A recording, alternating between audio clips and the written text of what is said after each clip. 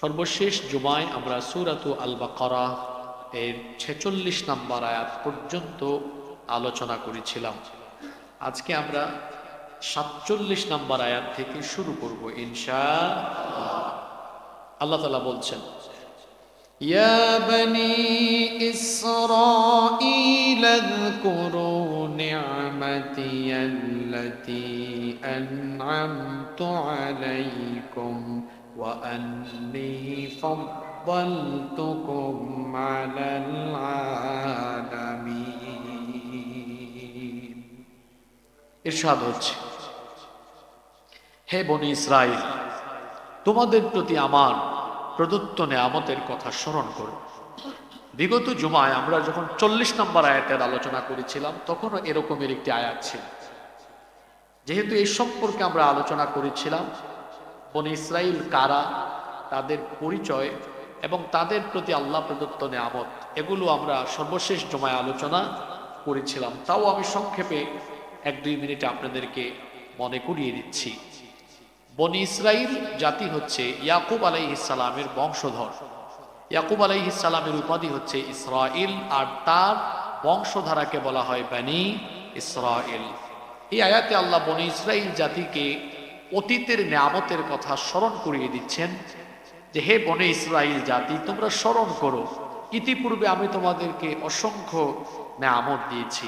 আর আল্লাহ তাদেরকে কি কি নেয়ামত দিয়েছেন সেগুলো কোরআনে কারীমের বিভিন্ন জায়গায় আল্লাহ তুলে ধরেছেন। যেমন কোরআনে কারীমের ১৬ নম্বর সূরা, কোরআনে কারীমের ৪৫ নম্বর সূরা সূরাতুল জাথিয়া এর ১৬ নম্বর আয়াতে আল্লাহ তাআলা বলছেন, ওয়ালাকাদ আতাইনা বনি ইসরাঈলাল কিতাবা ওয়াল হুকমা ওয়ান নুবুওয়াতা ওয়া রাযাকনাহুম মিনাত তাইয়্যিবাতি ওয়া ফাদ্দালনাহুম আলাল আলামিন। আর অবশ্যই বনি ইসরাঈলকে আমি কিতাব অর্থাৎ আসমানি কিতাব, ২ ওয়াল হুকমা রাষ্ট্র ক্ষমতা, ৩ ওয়ান নবুওয়া তাদের বংশধারায় সবচেয়ে বেশি নবুওয়াত, ওয়া রাযাকনাহুম মিনাত তাইয়্যিবাত এবং পবিত্র রিজিক, এরা তো মান্না সালওয়া খাওয়া জাতি। ৫ ওয়া ফাদ্দালনাহুম আলাল আলামিন, আর বিশ্ববাসীর উপরে তাদের সমকালীন সময়ে তাদেরকে আল্লাহ শ্রেষ্ঠত্ব দিয়েছেন। সুবহানাল্লাহ। আল্লাহ বনি ইসরাঈল জাতিকে তাদের অতীতের সব নেয়ামতের কথা স্মরণ করিয়ে দিয়েছেন। এখানে আল্লাহ ৫টা নেয়ামতের কথা বলেছেন: কিতাব, হিকমাত, নবুওয়াত, পবিত্র রিজিক বা আসমানি খাবার, এবং বিশ্ববাসীর উপরে সমকালীন সময়ে তাদেরকে যে আল্লাহ শ্রেষ্ঠত্ব দিয়েছেন সেটা উল্লেখ করেছেন। আবার কোরআনে কারীমের অন্যান্য জায়গায় তাদের প্রতি আল্লাহ প্রদত্ত অনেক নেয়ামতের কথা আল্লাহ তুলে ধরেছেন। যেমন ফেরাউনের কবল থেকে নাজাত, সমুদ্রের মাঝখানে রাস্তা তৈরি করে দিয়ে তাদেরকে সাহায্য করা, তিহ ময়দানে মেঘমালা দিয়ে তাদেরকে ছায়া প্রদান, মান্না সালওয়া দেওয়া, সুমিষ্ট পানির ব্যবস্থাকরণ, পাথর ফেটে ঝর্ণা ধারা আল্লাহ তাআলা তাদের জন্য উদ্গীরণ করে দিয়েছিলেন। সুবহানাল্লাহ। আল্লাহ তাআলা তাদেরকে এই নেয়ামতের কথা স্মরণ করিয়ে দেওয়ার পরে পরবর্তী আয়াত ৪৮ নম্বর আয়াতে আল্লাহ তাআলা তাদেরকে এবার আখিরাতের ব্যাপারে সাবধান করলেন। কারণ বনি ইসরাঈল জাতি তারা কিছুটা অহংকারী ছিল, কিছুটা নয়, অনেক বেশি অহংকারী ছিল। আমি গত জুমায় বিস্তারিত বলেছিলাম, পৃথিবীতে যে বংশে সবচাইতে বেশি নবী রাসূল পাঠানো হয়েছে সেই বংশের নাম কি? বনি ইসরাঈল। এজন্য তারা ভাবতো, যেহেতু আমাদের বংশে নবী রাসূল বেশি, আমরা নবী রাসূলদের বংশধর, আল্লাহওয়ালা, পরহেজগার, পীর মাশায়েখ, ওলি আউলিয়া, নেককার বান্দা বেশি আমাদের বংশে, সুতরাং আমরা সবাই জান্নাতি হয়ে যাব। আমরা কোনো অপরাধ করলেও, কোনো পাপ করলেও নবী রাসূল বা আল্লাহওয়ালা এই বুজুর্গ ব্যক্তিরা তারা আমাদেরকে সুপারিশ করে আমাদেরকে জান্নাতে নিয়ে যাবেন। এটা ছিল কাদের ধারণা? বনি ইসরাঈলের ধারণা। আল্লাহ তাআলা তাদেরকে বললেন, তোমরা যেমনটা মনে করো বনি ইসরাঈল বংশের হওয়ার কারণে তোমাদের বংশে অত্যধিক নবী রাসূল আল্লাহওয়ালা পরহেজগার মানুষ তোমাদের বংশধারায় আগমনের ফলে তাদের উসিলায় কিংবা তাদের সুপারিশে তোমরা জান্নাতি হয়ে যাবে। তোমাদের এই ধারণা অত্যন্ত ভুল, তোমাদের ধারণা মারাত্মক পর্যায়ের ভুল। আল্লাহ তাআলা তাদেরকে বলে দিলেন, ওয়াত্তাকু ইয়াওমান লা তাজজি নাফসুন আন নাফসিন শাইআ ওয়া লা ইউকবালু মিনহা শাফাআতুন ওয়া লা ইউখাযু মিনহা আদলুন ওয়া লা হুম ইউনসারুন। আল্লাহ তাআলা বললেন, আর তোমরা সেই দিনকে ভয় করো, কিয়ামতের যেই দিন কেউ কারো কোনো কাজে আসবে না, কারো পক্ষ থেকে কোনো সুপারিশ সেদিন গ্রহণ করা হবে না, এমনকি কারো কাছ থেকে কোনো বিনিময় না হবে না। সেই দিন কেউ কাউকে সাহায্য করতে পারবে, কেউ কাউকে সাহায্য করতে পারবে না। বনী ইসরাইল জাতি তারা মনে করত নবী রাসূল এবং আল্লাহওয়ালা বুজুর্গ ব্যক্তিরা আমাদের বংশধারায় আগমন করেছেন সবচাইতে বেশি, সুতরাং আমরা গুনাহ করলে পাপ করলেও তারা সুপারিশ করে আমাদেরকে জান্নাতে নিয়ে যাবেন। কিয়ামতের দিন আমরা যদি আটকে যাই, তারা আমাদেরকে এসে সাহায্য করবেন, তারা আমাদেরকে জান্নাতি বানায় দিবেন। বনী ইসরাইলের আকীদা কিন্তু আমাদের দেশের অনেক কবর পূজারী মানুষদের ভেতরেও আছে না নাই? তারা মনে করে আমি আটকে গেলে আমার পীর বাবা আমাকে পাস করে দিবেন। অথচ আল্লাহ তাআলা কোরআনে কারীমে কি বলছেন শোনেন।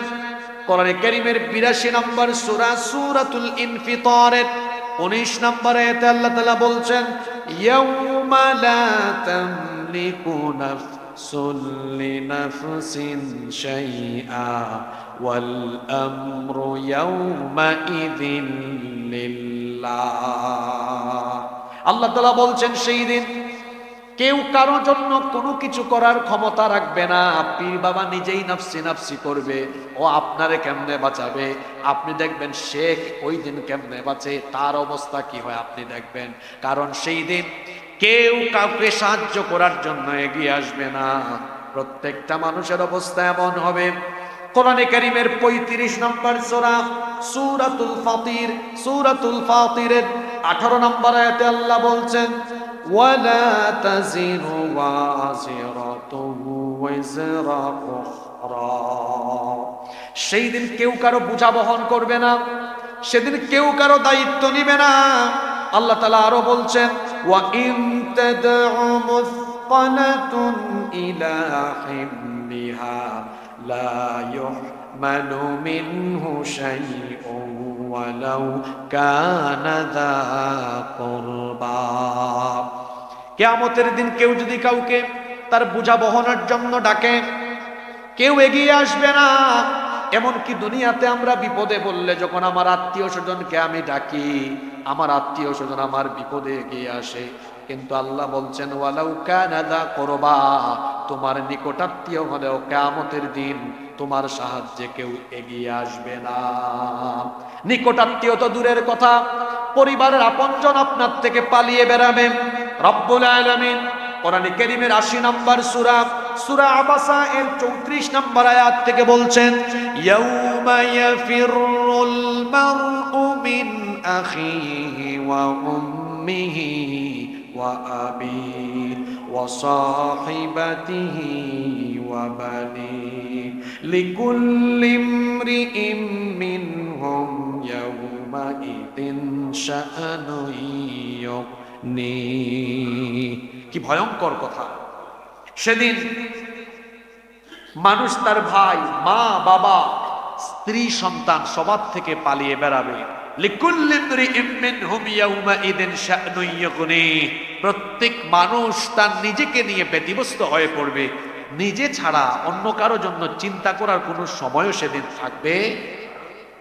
পিতা তার সন্তানের পরিচয় দিবে না, সন্তান তার পিতামাতার পরিচয় দিবে না, ভাই ভাই বোনের পরিচয় দিবে না। কি কঠিন এক পরিস্থিতি কিয়ামতের ময়দানে বিরাজ করবে। কোরআনে কারীমের ৩১ নম্বর সূরা লুকমানের ৩৩ নম্বর আয়াতে আল্লাহ বলছেন, ইয়া আইয়ুহান নাসু ইত্তাকু রাব্বাকুম ওয়াখশাউ ইয়াওমান লা ইয়াজজি ওয়ালিদুন আন ওয়ালাদিহি ওয়ালা মাউলুদুন হুয়া জাযিন আন ওয়ালিদিহি শাইআ। আল্লাহ তাআলা বলছেন, হে মানব জাতি, তোমরা তোমাদের রবকে ভয় করো আর সেই দিনের ব্যাপারে তোমরা সাবধান হও। সেই দিনকে ভয় করো যেই দিন পিতা পুত্রের কোনো উপকারে আসবে না, পিতা পুত্রের সাহায্যে এগিয়ে আসবে না, এমনকি পুত্রও তার পিতার জন্য কিছু করতে পারবে না। কত কঠিন, কি সাংঘাতিক, কি বিভীষিকাময় পরিস্থিতি আপনি চিন্তা করছেন। নিজের পরিবারের মানুষজন আপনার সাহায্যে এগিয়ে আসবে না, এটা বড় কঠিন দিন। কেউ কাউকে সাহায্য করবে না। এখন আমাদের মসজিদের কোনো একজন মুসল্লি বিপদে পড়লে দেখা যায় জুমার দিনে সবাই জানলে সবাই তার সাহায্যে এগিয়ে আসে। একজন মানুষ অসুস্থ হয়ে হাসপাতালে থাকলে আমরা মানবতার জায়গা থেকে তাকে দেখার জন্য হাসপাতালে ছুটে যাই। আমার কোনো আত্মীয় স্বজন বিপদে আপদে পড়ে গেলে আমি তার সাহায্যে ছুটে যাই। কিন্তু আল্লাহ বলছেন কিয়ামতের ময়দান বড় কঠিন হবে, কিয়ামতের ময়দান বড় ভয়ঙ্কর হবে। একমাত্র একজন মহামানব ছাড়া কিয়ামতের ময়দানে নবী রাসূল সহ সবাই নাফসি নাফসি জিকির করবেন। কেবলমাত্র একজন মহামানব, তিনি নিজের চিন্তা না করে উম্মতের জন্য তখন ফিকির করবেন। ইসরাফিল আলাইহিস সালাম যখন সিংহায় ফুৎকার মারবেন, তিনি তো সিংহায় ফুৎকার দিবেন দুইবার। প্রথমবার সিংহার ফুৎকারের পরে আসমান জমিন মহাবিশ্ব লন্ডভন্ড হয়ে গিয়ে কিয়ামতের মহাপ্রলয়ঙ্কারী ঘটনা ঘটে যাবে। সবকিছু ফান হয়ে যাবে, ধ্বংস হয়ে যাবে, কিছুই থাকবে না। এরপরে আল্লাহ ইসরাফিল আলাইহিস সালামকে আদেশ করবেন, তুমি এবার দ্বিতীয়বার সিংহায় ফুৎকার দিয়ে তোমার দায়িত্ব তুমি কমপ্লিট করো। ইসরাফিল আলাইহিস সালাম তিনি যখন সিংহায় ফুৎকার দ্বিতীয়বার দিবেন, কবর খুলে যাবে। কবর খুলে গিয়ে মানুষ কবর থেকে উঠতে থাকবে। সবার আগে আমার নবীর কবর খুলবে, আমার নবীকে সবার আগে উঠানো হবে। আল্লাহু আকবার। প্রত্যেক নবী রাসূল এবং সকল মানুষ কবর থেকে উঠে নফসি নফসি জিকির করে করে উলঙ্গ অবস্থায়, গায়ে কোনো কাপড় চোপড় থাকবে না, খালি পায়ে খতনাবিহীন নগ্ন পদে উলঙ্গ হয়ে মানুষ হাসরের ময়দানে দৌড়াতে থাকবে। নফসি নফসি জিকির করে মানুষ পেরেশান হয়ে যাবে। কিন্তু একজন মহামানবের মুখে তখন ব্যতিক্রমী আওয়াজ শোনা যাবে। কবর থেকে উঠেই তিনি জিবরিলকে বলবেন, ইয়া জিবরিল আইনা উম্মতি আইনা উম্মতি। জিবরিল, আমার উম্মত কোথায়? তারা কি জাহান্নামে চলে গেল নাকি? আল্লাহু আকবার। রাহমাতাল লিল আলামিন, তিনি কবর থেকে উঠে আমাদেরকে স্মরণ করবেন। সুবহানাল্লাহ। কেউ কারো সাহায্যে এগিয়ে আসবে না। বনী ইসরাইলের ব্যাপারে আল্লাহ আয়াত নাজিল করেছেন, তারা মনে করত আমাদের বংশে সবচাইতে বেশি নবী রাসূল এসেছে, লক্ষ লক্ষ নবী আমাদের বংশে। এত আল্লাহওয়ালা, এত পরহেজগার, এত বুজুর্গ ব্যক্তি আমাদের বংশে থাকা সত্ত্বেও কেমনে আমরা জাহান্নামে যাব? তারা তো টেনে আমাদেরকে জান্নাতে নিয়ে যাবেন। আল্লাহ আয়াত নাজিল করে তাদেরকে জানায় দিলেন, ওয়াত্তাকু ইয়াওমান লা তাজজি নাফসুন আন নাফসিন শাইআ। সেই দিনকে ভয় করো যেই দিন কেউ কারো সাহায্যে এগিয়ে আসবে না, কেউ কারো কোনো কাজে আসবে না। সেদিন কাজে আসবে শুধু আমল। আমল ভালো তো ফয়সালা ভালো, আমল খারাপ তো ফয়সালা। এরপরে আল্লাহ বলছেন কেউ কারো কাজে তো আসবেই না। তোমরা মনে করো তোমাদের বংশে নবী রাসূল বেশি, তারা শাফায়াত করে তোমাদেরকে জান্নাতি বানায় দিবেন। আল্লাহ বলছেন ওয়ালা ইউকবালু মিনহা শাফাআ, কারো পক্ষ থেকে সেদিন কোনো শাফায়াত গ্রহণ করা হবে। এর মানে এই না যে শাফায়াতের সুযোগ দেওয়া হবে না। অর্থাৎ কি আয়াতে বলা হচ্ছে যে যারা কাফির, মুশরিক, মুনাফিক, আহলে কিতাব, যারা কুফরিতে নিমজ্জিত, এদের জন্য কোনো সুপারিশও সেদিন কাজে লাগবে।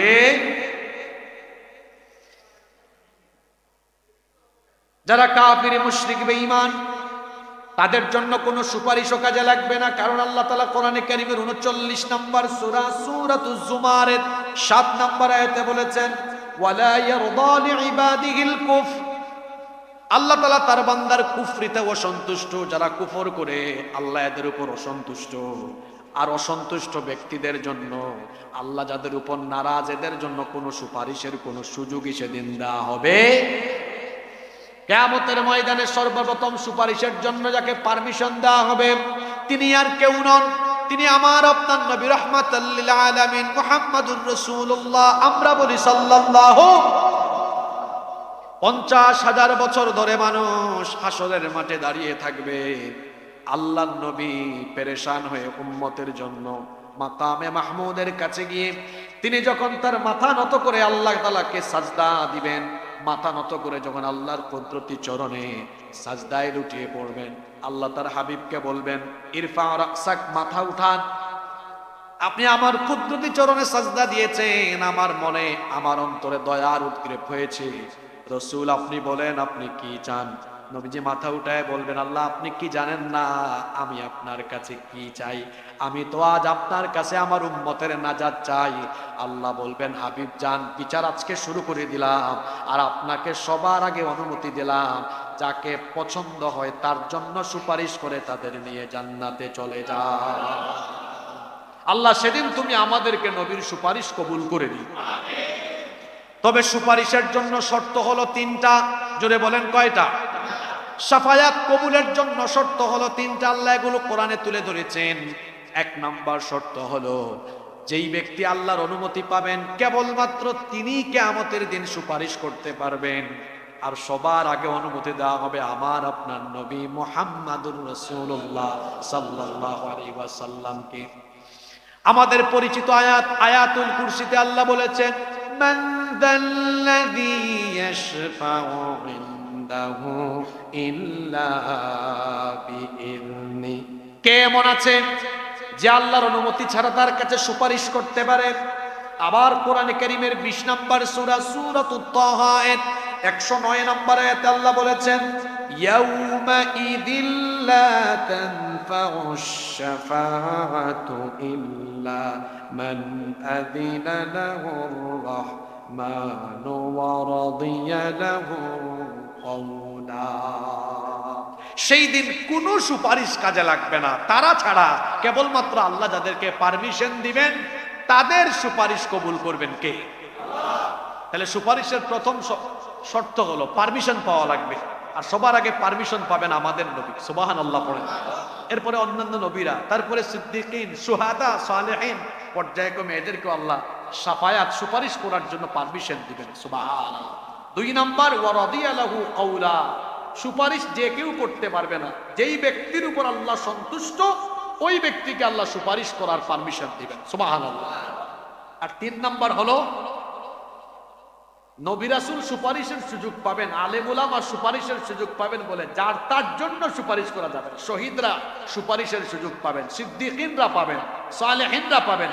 তার মানে যার তার জন্য তারা সুপারিশ করবেন না, বরং যার জন্য সুপারিশ করা হবে ওই ব্যক্তির জন্য শর্ত হলো কোরআনে কারীমের 21 নম্বর সূরা সূরাতুল আম্বিয়া এর 28 নম্বর আয়াতে আল্লাহ বলছেন, ওয়ালা ইয়াশফাউনা ইল্লা লিমান ইরতাদা ওয়া হুম মিন খাশইয়াতিহি মুশফিকুন। তারা তাদের জন্য সুপারিশ করে না যাদের উপর আল্লাহ অসন্তুষ্ট, অর্থাৎ যারা কাফির, বেঈমান, মুনাফিক, মুশরিক, এদের উপর তো আল্লাহ নারাজ, এদের জন্য সুপারিশ করার কোনো সুযোগ দেওয়া হবে। আল্লাহ আয়াত নাজিল করলেন, বনি ইসরাইলদেরকে বললেন, তোমরা মনে করছো তোমাদের বংশে অতিমাত্রায় নবী রাসূল এবং বুজুর্গ ব্যক্তিদের আগমনের ফলে তারা তোমাদেরকে সুপারিশ করে কিংবা সাহায্য করে তোমাদেরকে জান্নাতে নিয়ে নেবেন। তোমাদের এই ধারণা ভুল। واتقوا يوما لا تجزي نفس عن نفس شيئا ولا يقبل منها شفاعة ولا يؤخذ منها عدل ولا هم ينصرون। সেই দিনকে ভয় করো যেই দিন কেউ কারো কোনো সাহায্যে এগিয়ে আসবে না, কারো কাছ থেকে সুপারিশ কবুল করা হবে না, এমনকি কারো জন্য কোনো বিনিময়ও গ্রহণ করা হবে না, কারো কাছ থেকে কোনো বিনিময় নেওয়া। মুচলেকা বুঝেন তো আপনারা? মুচলেকা দিয়ে মাঝে মাঝে জামিন পাওয়া যায়, অথবা মুক্তিপণ দিয়ে মুক্তি পাওয়া যায়। আল্লাহ বলছেন হাসরের ময়দানে, কিয়ামতের মাঠে মুক্তিপণ দিয়ে, বিনিময় দিয়ে কেউ জাহান্নাম থেকে রেহাই পাবে না। কোরআনে কারীমের 5 নম্বর সূরা সূরাতুল মাইদা এর 36 নম্বর আয়াতে আল্লাহ বলছেন, ইন্নাল্লাযীনা কাফারু লাউ আন্না লাহুম মা ফিল আরদি জামিআন ওয়া মিথলাহু মা'আহু লিয়াফতাদু বিহি মিন আযাবি ইয়াউমিল কিয়ামাতি মা তুকব্বিল মিনহুম ওয়া লাহুম আযাবুন আলীম। আল্লাহ তাআলা বলছেন, নিশ্চয়ই যারা আল্লাহর সাথে নাফরমানি করেছে, তারা যদি এই দুনিয়া কিংবা দুনিয়ার সাথে আরো যা কিছু আছে এর সমপরিমাণ কোনো জিনিস মুক্তিপণ দিয়ে জাহান্নামের কঠিন আযাব থেকে বাঁচতে চায়, জাহান্নাম থেকে তাদেরকে মুক্তিপণ দেওয়া হবে না, জাহান্নাম থেকে রেহাই দেওয়া হবে না। তাদের জন্য কঠিন শাস্তির ব্যবস্থা যিনি রেখেছেন তিনি কে? কি কঠিন আয়াত এটা! কেউ কারো সাহায্যে এগিয়ে আসবে না। কাফির বেঈমানদের জন্য, মুনাফিকদের জন্য কোনো সুপারিশ কবুল করা হবে না, কোনো বিনিময় নেওয়া হবে না। এমনকি ওয়ালা হুম ইউনসারুন, তাদের জন্য কোনো সাহায্যকারীও থাকবে, কেউ তাদেরকে সাহায্য করবে। এরপরে আল্লাহ তাআলা বনী ইসরাইলদেরকে আরো কিছু নিয়ামতের কথা স্মরণ করিয়ে দিচ্ছেন। আল্লাহ তাআলা পরের আয়াত থেকে বলছেন, وَإِذْ نَجَّيْنَاكُمْ مِنْ آلِ فِرْعَوْنَ يَسُومُونَكُمْ سُوءَ الْعَذَابِ يُذَبِّحُونَ أَبْنَاءَكُمْ وَيَسْتَحْيُونَ نِسَاءَكُمْ وَفِي ذَلِكُمْ بَلَاءٌ مِّن رَّبِّكُمْ عَظِيمٌ। আল্লাহ তাআলা বলছেন, আর স্মরণ করো যখন আমি তোমাদেরকে ফেরাউনের বংশের দাসত্ব থেকে নাজাত দিয়েছিলাম, যারা তোমাদেরকে জুলুমে নির্যাতনে নিমজ্জিত করে রেখেছিল, তারা তোমাদের উপর এমন নির্যাতন করেছিল, তোমাদের ঘরে জন্ম নেওয়া প্রত্যেকটি নবজাতক ছেলে সন্তানকে তারা ধরে ধরে জবাই করে ফেলত, আর মেয়ে সন্তানগুলোকে তারা বাঁচিয়ে রাখত। ওয়াফি যালিকুম বালাউম মির রাব্বিকুম আযীম, আর এটা ছিল তোমাদের জন্য বিরাট একটা পরীক্ষা। আল্লাহ বলছেন, বনী ইসরাইল স্মরণ করো তোমাদের সেই সময়ের কথা, তোমরা কত দুরবস্থার মধ্যে ছিলে, ফেরাউনের বংশের দাসত্বে তোমরা শৃঙ্খলাবদ্ধ ছিলে, শৃঙ্খলিত ছিলে, সেখান থেকে আমি তোমাদেরকে নাজাত দিয়েছিলাম। তারা তোমাদের ছেলে সন্তানদেরকে জবাই করত, ডিরেক্ট তোমাদের চোখের সামনে জবাই করে মেরে ফেলতো। ঘটনাটা ছিল এইরকম। ফেরাউন একবার স্বপ্নে দেখলো, ফেরাউন কোনো ব্যক্তির নাম নয়, ফেরাউন হচ্ছে মিশরের শাসকদের উপাধি। মিশরের শাসকদের, যেমন পারস্যের শাসকদেরকে বলা হতো কিসরা, এরকম মিশরের শাসকদেরকে বলা হতো কি? ফেরাউন।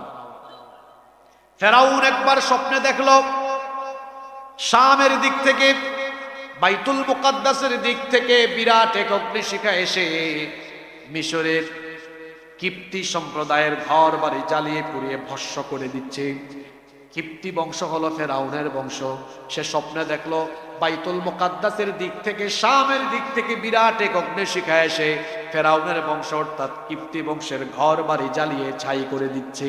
কিন্তু আশ্চর্য ব্যাপার, মুসা নবীর বংশ ফেরাউনের বংশ, মুসা নবীর বংশ অর্থাৎ বনী ইসরাইলের কারো ঘর বাড়ি চলে না, পুড়ে না, ছাই হয় না।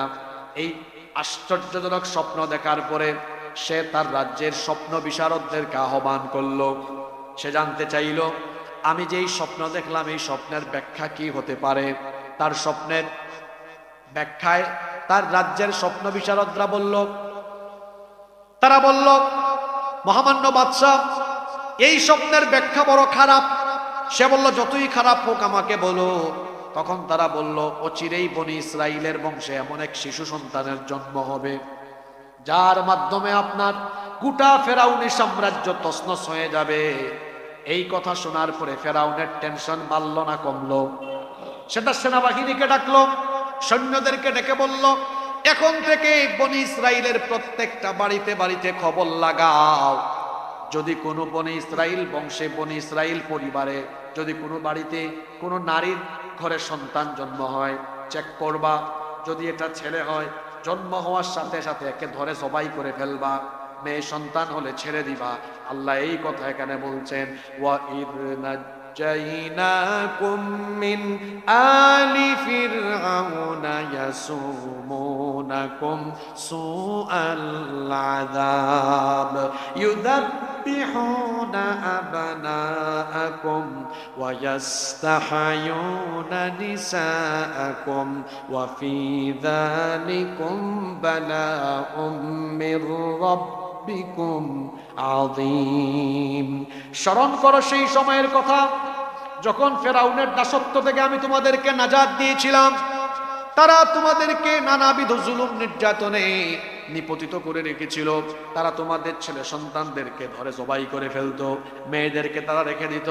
এই রকম কার্যক্রম যখন মিশরে চলতে লাগলো, ফেরাউন চেয়েছিল মুসা নবীর জন্ম ঠেকাতে, আর আল্লাহ চেয়েছিলেন মুসা নবীকে পাঠিয়ে ফেরাউনের ঘরে বড় করাতে।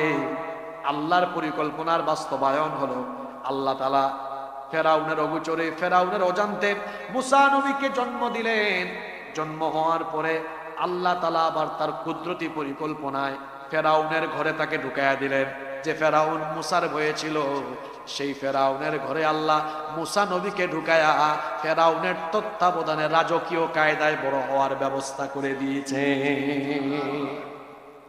ফেরাউন চেয়েছিল মুসা নবীর জন্মই হবে না, ঠেকায় দিবে। আল্লাহ জন্ম হওয়ালেন, আবার তার ঘরে লালিত পালিত হওয়ার ব্যবস্থা করে দিলেন। সুবহানাল্লাহ। তিনি বড় হয়েছেন যৌবন বয়সে। এই কাহিনী আপনারা জানেন। ফেরাউনের বংশের একটারে থাপ্পড় দিয়েছিলেন, দুজন ঝগড়ায় লিপ্ত ছিল, থাপ্পড় দিয়েছিলেন ঝগড়া থেকে এরে দূরে সরাবার জন্য। কিন্তু মুসা নবীর গায়ে শক্তি বেশি, তো এক থাপ্পড়ের চোটে এটা একদম দুনিয়া থেকে আউট হয়ে গিয়েছে। আল্লাহু আকবার। এখন ফেরাউনের সভাসদ এই খবর যখন গিয়েছে, তখন ফেরাউন গ্রেফতারি পরোয়ানা জারি করেছিল। এই খবরে সে একজন মুসা নবীকে দিয়েছিল। কোরআন শরীফে এটা আছে, ওয়াজাআ রাজুলুম মিন আকসাল মাদিনাতি রাজুলুন ইয়াসা, আছে না?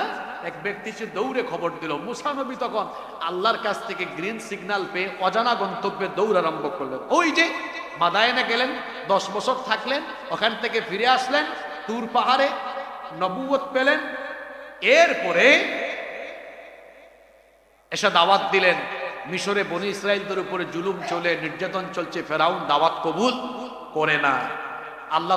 আল্লাহ তখন মুসা আলাইহিস সালামকে বললেন, তোমার অনুসারী বনি ইসরাইলদেরকে নিয়ে রাতের অন্ধকারে চলে যাও, মিশর ছেড়ে চলে যাও।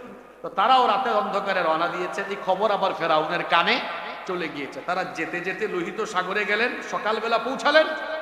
এরপরে সামনে সাগর দেখে তার উম্মত বনি ইসরাইল বললেন, মুসা তুমি তো রাতে বলেছিলে আমাদেরকে নাজাতের পথ দেখাবে, কিন্তু এখন তো দেখছি এটা নাজাতের পথ না, এটা মরণের পথ। এখন সামনে যদি যাই মরবো, পিছনে গেলে তো ফেরাউনের বাহিনী চলে আসতেছে, পিছনে গেলেও মরবো। মুসা নবী তখন বললেন, এটা মরণের পথ নয়, এটা সত্যি নাজাতের পথ। তারা বলল, কিভাবে নাজাতের পথ হয়? দেখো সামনে মরণ, পিছনে মরণ। এখন পিছনে ফিরে গেলে ফেরাউনের বাহিনীর হাতে অস্ত্র শস্ত্র আসে, আমাদের সাথে কিছুই নাই। তিনি বললেন, কে বলেছে কিছুই নাই? কাল্লা ইন্না মাইয়া রাব্বি সায়াহদিন, আমাদের সাথে আমাদের রব আছেন। সুবহানাল্লাহ। যার সাথে আল্লাহ আছেন তার শক্তি কম না বেশি? তিনি বললেন, সায়াহদিন, শীঘ্রই তিনি আমাদেরকে পথ দেখাবেন।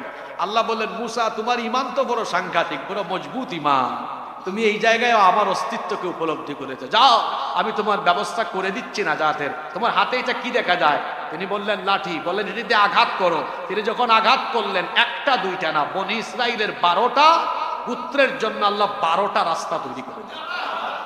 এরা সাগর পাস হয়ে গেলেন। আর ফেরাউন আর তার দূষরদেরকে, ফেরাউন এবং তার সৈন্যদেরকে লোহিত সাগরে ডুবিয়ে মারলেন কে? এই কথা আল্লাহ পরের আয়াত সূরা বাকারার 50 নম্বর আয়াতে বলছে, ওয়াইদ ফারাকনা বিক বিকুমুল বাহরা ফাআনজাইনাকুম ওয়া আগরাকনা আলা ফিরআউনা ওয়া আনতুম তানজুরুন। আর স্মরণ করো যখন আমি তোমাদের জন্য সাগরের রাস্তা বানিয়ে দিয়েছিলাম, সাগরকে মাঝখানে বিভক্ত করে দিয়েছিলাম, এভাবে তোমাদেরকে সাগর পাস করে নাজাত করে দিয়েছিলাম, আর ফেরাউনের দলকে ডুবিয়ে মেরেছিলাম, আর তোমরা সেই দৃশ্য চোখের সামনে দেখতেছিলে। বনী ইসরাইল জাতি আমার সেই নেয়ামতের কথা স্মরণ করো। এর পরবর্তী আয়াত 51 নম্বর আয়াতে আল্লাহ তাদেরকে আরো একটা ঘটনা স্মরণ করিয়ে দিচ্ছেন। ওয়া ইয ওয়া'আদনা মূসা 40 লাইলাতান থুম্মা তাখাযতুমুল ইজলা মিন বা'দিহি ওয়া আনতুম যালিমুন। আর স্মরণ করো যখন মূসাকে আমি 40 রাতের ওয়াদা দিয়েছিলাম। এখানে আরেকটা ঘটনা শুরু হয়েছে, এবার শুনতেছেন তো আপনারা। আর স্মরণ করো যখন আমি মূসাকে 40 রাতের ওয়াদা দিয়েছিলাম, আর মূসা যখন এই 40 রাতের জন্য চলে গেলেন, তখন তোমরা একটা গু বাছুরকে তোমাদের মাবুদ হিসাবে গ্রহণ করে নিয়েছিলে। তোমরা ছিলে জালিম, অর্থাৎ তোমরা এভাবে শিরকে কুফরে নিমজ্জিত হয়ে গিয়েছিলে। ঘটনাটা ছিল এই যে ফেরাউন তো আসলো, ফেরাউন আর তার বংশের সবাইকে আল্লাহ কি করলেন? তার দলবলকে ডুবায় মারলেন। আর এইদিকে মুসা নবী তার বনী ইসরাইলকে নিয়ে সাগর পাস হয়ে ওই পারে চলে গেলেন। আল্লাহ তাদের নাজাতের ব্যবস্থা করে দিলেন। সুবহানাল্লাহ পড়েন। তারা নাজাত পাওয়ার পরে বলল, মুসা আমরা আজকে বড় নিরাপদ অনুভব করছি, কারণ যেই ফেরাউন আমাদেরকে এত জ্বালান জ্বালাইছে বছরের পর বছর ধরে, আমরা এখন স্বাধীন, আমরা মুক্ত, আমরা নিশ্চিন্ত, আমরা নিরাপদ। এখন যদি আল্লাহ তাআলা আমাদের জন্য কোনো একটা আসমানি কিতাব দিতেন, তাহলে ওই কিতাব অনুসরণ করে আমরা আমাদের জীবন চালাতাম। শুনতেছেন ঘটনা আপনারা? দেখেন তারা চাইতেছে যে এখন তো আমরা ফেরাউন মুক্ত, এখন যদি আল্লাহ আমাদেরকে একটা কিতাব দিতেন, আসমানি কিতাব, তাহলে ওই আসমানি কিতাব অনুকরণ করে আমরা আমাদের জীবন চালাতাম। আল্লাহ তাআলা মুসা নবীকে বললেন, ঠিক আছে মুসা, তোমার উম্মতের মনোবাসনা পূরণ করব, তুমি 1 মাসের জন্য 30 দিনের জন্য তুর পাহাড়ে যাও। কোন পাহাড়ে? তা আপনারা বলবেন এই আয়াতে তো আল্লাহ 40 রাতের কথা বলেছেন। প্রথমে আল্লাহ বলেছিলেন 30 রাতের কথা, পরে আরো 10 রাত বাড়িয়েছেন। কোরআনের এক আয়াতের তাফসীর পাওয়া যায় অন্য আয়াতে। কোথায় আছে এটা দেখেন, কোরআনে কারীমের 7 নম্বর সূরা সূরাতুল আ'রাফের 142 নম্বর আয়াতে আল্লাহ বলছেন, وواعدنا موسى 30 ليلة وأتممناها ب10 فتم ميقات ربه 40 ليلة। আর স্মরণ করো যখন আমরা যখন মূসার সাথে ওয়াদা করেছিলাম, 30 রাতের ওয়াদা করেছিলাম, বলেছিলাম 30 রাতের জন্য তুমি তুর পাহাড়ে চলে যাও। মুসা নবী গেলেন, সেই মাসটা ছিল জিলকদ মাস। কোন মাস? রাইসুল মুফাসসিরিন আব্দুল্লাহ ইবনে আব্বাস রাদিয়াল্লাহু আনহুমা তিনি আয়াতের তাফসীর করেছেন। তাফসীর ইবনে কাসিরের ভেতরে এসেছে, আব্দুল্লাহ ইবনে আব্বাস রাদিয়াল্লাহু আনহুমা বলেছেন, মুসা নবীকে আল্লাহ বললেন 30 রাতের জন্য তুর পাহাড়ে যাও। তিনি 30 রাত তুর পাহাড়ে গিয়ে সেখানে 30 দিন 30 রাত থাকলেন, সিয়াম পালন করলেন, ইতিকাফ করলেন, সেখানে তিনি ইবাদত বন্দেগী করলেন। এরপরে আল্লাহ বললেন, সামনে জিলহজের মাস, জিলহজ মাসের প্রথম 10 দিন হলো সারা বছরের সবচাইতে শ্রেষ্ঠ দিন। সুবহানাল্লাহ। আল্লাহ বললেন, মুসা তুমি আরো 10 দিন এখানে থাকো। 30 আর 10 হইল কত? 40 দিনের জন্য আল্লাহ বললেন, মুসা নবী যাওয়ার সময় তার ভাই হারুন আলাইহিস সালামকে বলেছিলেন, ওয়াকালা মুসা লিআখিহি হারুন আখলুফনি ফি কওমি ওয়া আসলিহ ওয়া লা তাত্তাবি' সাবিলাল মুফসিদিন। মুসা আলাইহিস সালাম তার ভাই হারুন আলাইহিস সালামকে বলেছিলেন, হে আমার ভাই হারুন, আমার অনুপস্থিতিতে বনী ইসরাইলের প্রতিনিধি হলে তুমি দায়িত্ব পালন করবে, তাদেরকে ইসলাহ করবে, সংশোধন করবে, খবরদার ফাসাদকারীদের অন্তর্ভুক্তকারী হবে। তিনি চলে গেলেন ওখানে কতদিনের জন্য? জোরে বলেন কতদিন? 40 দিন ইবাদত বন্দেগি করার পরে জিলহজ মাসের 10 তারিখে, দেখেন আমাদের নবীর সাথে মুসা নবীর মিল আছে। জিলহজ মাসের 10 তারিখে আল্লাহ তাআলা নবীজির কাছে ওই যে বিদায় হজের দিনে আয়াত নাজিল করেছিলেন। আল্লাহ তাআলা এই বিদায় হজের দিনে ইসলামকে পরিপূর্ণ করে দিয়েছিলেন। সুবহানাল্লাহ বলেন। মুসা নবীকে আল্লাহ তাআলা ওই জিলহজের 10 তারিখে তাওরাত দিয়েছিলেন। মুসা নবীর সাথে আল্লাহ ওই তুর পাহাড়ে দ্বিতীয়বারের মতো আবার কথা বললেন। সুবহানাল্লাহ। প্রথমবার হয়েছিল কথা ওই মিশর থেকে, মাদিয়ান থেকে আসার সময়, মাদিয়ান থেকে মিশরে আসার সময়। আর এখন দ্বিতীয়বার কথা হচ্ছে। আর মুসা নবী ওই দিন কথা বলতে বলতে আবেগ তাড়িত হয়ে বলেছেন, আল্লাহ আমি আপনাকে দেখতে চাই। কি বললেন? আল্লাহ বললেন লান তারানি, তুমি আমাকে কখনো দেখতে পারবে না। তিনি বললেন, না আল্লাহ আপনাকে আমি দেখেই ছাড়বো। আপনার সাথে কথা বলে এত মজা পাইছি, আপনি এত সুন্দর কথা বলেন, না জানি আপনি দেখতে কত সুন্দর হবেন। সুবহানাল্লাহ। আল্লাহ বললেন, না তুমি আমাকে দেখতে পারবে না। লান তারানি, মুসা নবী তো নাছুর বান্দা, আমি দেখেই ছাড়বো।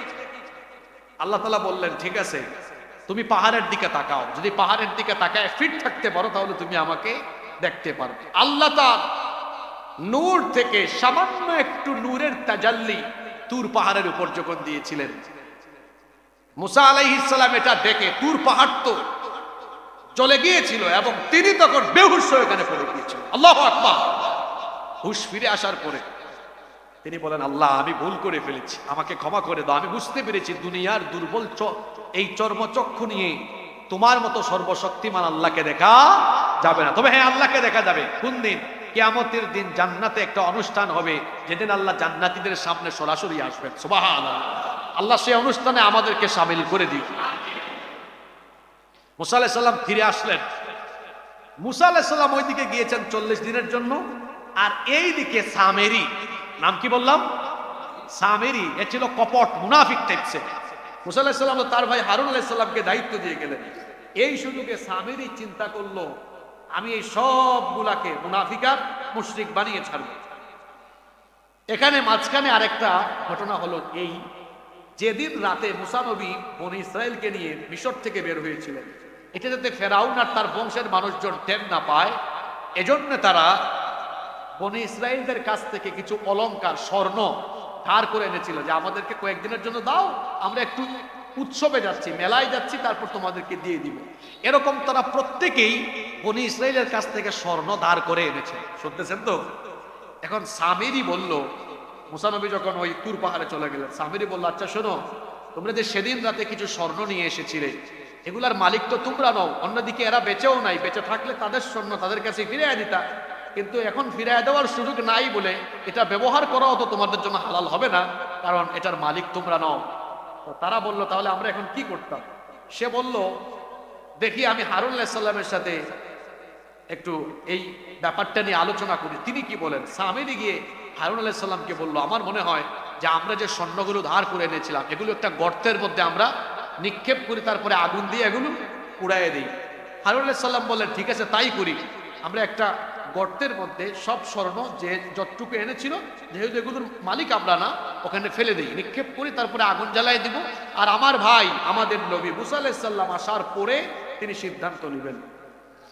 এই সিদ্ধান্ত মোতাবেক প্রত্যেকেই একটা গর্তের ভেতরে কি ফেলতে লাগলো? স্বর্ণ। কিন্তু সামেরি ফেললো না। সামেরি সবার শেষে একদম লাস্টে হাত মুষ্টিবদ্ধ করে আসলো। ঘটনাক্রমে ওই সাগর যেদিন দুই ভাগ হয়েছিল আর ফেরাউন ডুবে মরেছিল তার দলবল নিয়ে, ওই দিন সামেরি নিজের চোখে জিবরিল আমিনকে নামতে, অবতরণ করতে এবং তার ঘোড়ার পদচিহ্ন সে দেখেছিল। সুবহানাল্লাহ। সে দেখেছিল জিবরিল আমিনের ঘোড়া যেখানেই পড়েছে ওই জায়গা সবুজ, সজীব এবং সতেজ হয়ে গিয়েছে। সুবহানাল্লাহ। সে কি করেছিল? ওই দিন সবার অগোচরে ওখান থেকে কিছু মাটি সংগ্রহ করে রেখেছিল। সবাই যখন ওই গর্তের মধ্যে স্বর্ণ অলংকার ফেললো, সব শেষে সে এসে হাত মুষ্টিবদ্ধ করে তার ওই হাতের মাটি যখন ওই গর্তের মধ্যে ফেললো, তখন ওই মাটির বরকতে ওই পুড়ে যাওয়া গলে যাওয়া স্বর্ণগুলোতে একটা অবয়ব তৈরি হলো, গুবাছুরের একটা অবয়ব তৈরি হয়ে এটা জীবিত হয়ে হাম্বা হাম্বা বলে ডাকা আরম্ভ করলো। সামেরি বলল, দেখছো মুসা তো আমাদেরকে ফেলে চলে গিয়েছে, আমরা কেন বিভ্রান্ত হবে? এটা আমাদের রব, এটা আমাদের খোদা, চলো তার আমরা উপাসনা করি। নাউযুবিল্লাহি মিন। ওইদিকে মুসা নবী তো তাওরাত কিতাব পেয়েছেন, আল্লাহর সাথে কথাও বলেছেন, দেখতে চেয়েছেন, দেখতে পারেন নাই। কেউ কোনোদিন আল্লাহকে দেখতে পারবেও? জান্নাতে দেখা হবে ইনশাআল্লাহ। মুসা নবী 40 দিন পরে ফিরে আসলেন, দেখলেন হায় হায় হায়, বনি ইসরাইল কি আরম্ভ করেছে, গোবাছুরে পূজা আরম্ভ করেছে। তিনি তার ভাই হারুন আলাইহিস সালামকে, মুসা নবীর রাগ কম ছিল না বেশি ছিল, এসে ধরছেন কোথায় জানেন? দাড়ির মধ্যে, দাড়ি টান দিয়ে ধরেছেন। হারুন আলাইহিস সালাম ছিলেন সহজ সরল প্রকৃতির মানুষ, বলেন ভাই আমার দাড়িটা ছাড়েন, এভাবে টানিয়েন না। তিনি দাড়ি জুড়ে টান দিয়ে বলেন, হারুন তোমাকে দায়িত্ব দেওয়া সত্ত্বেও আমার উম্মত দিকভ্রান্ত হলো কিভাবে? তিনি বললেন আমি চেষ্টা করেছি, বাধাও দিয়েছি, ওই সামেরিকে ধরেন, সে সব কিছুর মূল। সামেরি তো ভয় পেয়েছে। মুসা নবী রাগ কম না বেশি? একটু আগে বললাম না থাপড়াইছে। আরে এটা তো এমন নবী, শুধু মানুষ থাপ্পড় মারেন নাই, উনি তো মালাকুল মউতকেও থাপ্পড় দিয়েছেন। আল্লাহু আকবার। কি জাতের নবী বুঝেন না? পৃথিবীতে কেউ মালাকুল মউতকে থাপ্পড় লাগাইতে পারে নাই। উনি একমাত্র মানুষ, একমাত্র নবী যিনি মালাকুল মউতকে পর্যন্ত থাপ্পড় দিয়েছেন। আর এমন থাপ্পড়, বুখারীর হাদিসে এসেছে, থাপ্পড়টা দিয়েছিলেন চোখের উপরে। চোখের উপরে যখন থাপ্পড় মেলেছিলেন, ফেরেশতাই থাপ্পড় খাইয়া আল্লাহর দরবারে গেছে। আল্লাহু আকবার। মুসা নবী বললেন সামেরি এদিকে আসো। সামেরি তখন সব স্বীকার করলো। সামেরিকে মুসা নবী বললেন তোমার জন্য শাস্তি হলো, তুমি এখন থেকে এমন যে তোমাকে কেউ ছুঁইতে পারবে না, তুমিও কাউকে ছুঁইতে পারবে না। জীবজন্তু জানোয়ারের মতো তার জীবন এর পরবর্তীতে অতিবাহিত হয়েছে। আর যারা গুবাছুরের পূজা করেছিল তারা তখন অনুতপ্ত হলো, বলল হে আমাদের নবী মুসা আমরা কি করতে পারি? তিনি বললেন আল্লাহ জানিয়েছেন তওবা করো, তবে তওবা করলেই শেষ নয়, তোমাদের জন্য আল্লাহর তরফ থেকে শাস্তি হলো যারা গোবাছুরের পূজা করো নাই, তোমরা যারা গোবাছুরের পূজা করেছে তাদেরকে হত্যা করো, মৃত্যুদণ্ড নিশ্চিত করা হবে। তোমরা আগে ভাগেই তওবা করো, তোমাদেরকে হত্যা করা হলেও আল্লাহ তোমাদেরকে মাফ করবেন যেহেতু অনুতপ্ত হয়েছো, কিন্তু মৃত্যুদণ্ড থেকে রেহাই দেওয়া হবে না। এই আয়াতে অর্থাৎ একেবারে আপনার 51 নম্বর আয়াত থেকে 54 নম্বর আয়াত সূরা বাকারার, এই আয়াতগুলোতে এই কাহিনী এভাবে বর্ণিত হয়েছে। আল্লাহ বলছেন وَإِذْ وَعَدْنَا مُوسَى 40 لَيْلَةً ثُمَّ اتَّخَذْتُمُ الْعِجْلَ مِنْ بَعْدِهِ وَأَنْتُمْ ظَالِمُونَ। স্মরণ করো যখন আমি মূসাকে 40 রাতের ওয়াদা দিয়েছিলাম আর তোমরা এই সুযোগে গোবাছুরের পূজা আরম্ভ করে জুলুমে লিপ্ত হয়েছিলে। সুম্মা আফাউনা আনকুম মিন বাদি যালিকা লাআল্লাকুম তাশকুরুন। এরপরে আমি তোমাদের এই এত সব কিছুর পরেও তোমাদেরকে ক্ষমা করে দিয়েছিলাম যাতে তোমরা শুকরগুজার হতে পারো। আল্লাহ আরো বলছেন ওয়া ইদ آتينا موسى الكتاب والفرقان لعلكم تهتدون। আর আমি মূসাকে কিতাব দিয়েছিলাম যাতে করে এই ফুরকানের মাধ্যমে তোমরা হেদায়েত প্রাপ্ত হতে পারো। ফিরে এসে তিনি যখন তোমাদের এই গোবাছুরের পূজা দেখেছিলেন তিনি তখন বলেছিলেন ওয়া ইদ ক্বালা মূসা লিকওমিহি ইয়া কওমি ইন্নাকুম ظلمتم أنفسكم باتخاذكم العجل فتوبوا إلى بارئكم فاقتلوا أنفسكم ذلكم خير لكم عند بارئكم فتاب عليكم إنه هو التواب الرحيم। আল্লাহ তাআলা বলছেন আর স্মরণ করো যখন মূসা তার কওমকে বলেছিলেন হে আমার কওম তোমরা যে বাছুরকে প্রতিমা উপাস্য হিসাবে গ্রহণ করে নিজেদের উপর জুলুম করেছো, এখন তোমরা এই কৃতকর্মের জন্য তোমরা আল্লাহর কাছে তওবা করো এবং এর শাস্তি হিসাবে তোমরা নিজেরা নিজেদেরকে হত্যা করো। অর্থাৎ নিজেদের গোষ্ঠীর মানুষ যারা তোমরা যারা পূজা করো নাই, তোমরা যারা পূজা করেছে তাদেরকে হত্যা করো। এটি তোমাদের জন্য আল্লাহর কাছে উত্তম ফয়সালা। অতঃপর আল্লাহ তোমাদের তওবা কবুল করলেন, কারণ নিশ্চয়ই তিনি তওবা কবুলকারী পরম দয়ালু।